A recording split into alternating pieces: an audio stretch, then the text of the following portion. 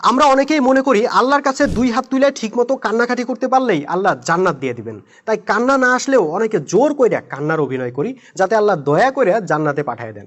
কিন্তু ভাই, আপনি কি জানেন কান্নাকাটি কইরা জান্নাত পাওয়ার সিস্টেম ইসলামের কোথাও নাই। আসলে এটা কান্নাকাটির বিষয় না, বরং আপনার জান্নাত আপনাকেই অর্জন কইরা নিতে হবে।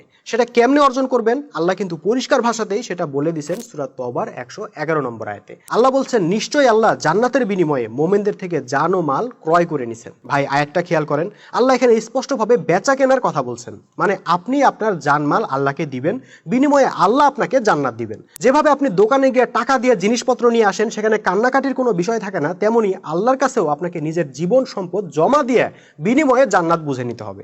এখন কথা হইল, জানমাল আল্লাহকে কেমনে দিবেন, প্রসেসটা কি? সেই প্রসেস আল্লাহ রসুল ও সাহাবিরা কিন্তু দেখাই দিয়ে গেছেন। সেটা হলো এই যে আপনার জানমাল উৎসর্গ করতে হবে আল্লাহর দ্বীন প্রতিষ্ঠার সংগ্রামে।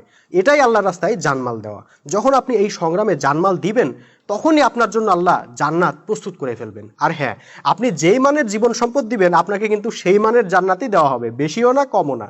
সুতরাং এখানে কান্নাকাটির আসলে বিশেষ কিছুই নাই। তবে হ্যাঁ, আপনি আল্লাহর কাছে এই বলে কান্নাকাটি করতে পারেন যে, হে আল্লাহ, আমি যেন তোমার দ্বীন প্রতিষ্ঠার সংগ্রামে আমার জীবন দিতে ভয় না পাই এবং সম্পদ দিতে কার্পণ্য না করি, আমাকে সেই তৌফিক দাও। ভাই, রাসূল সাল্লাল্লাহু আলাইহি ওয়াসাল্লাম এবং সাহাবীরা যে কান্নাকাটি করতেন, সেটা এই জন্যই করতেন।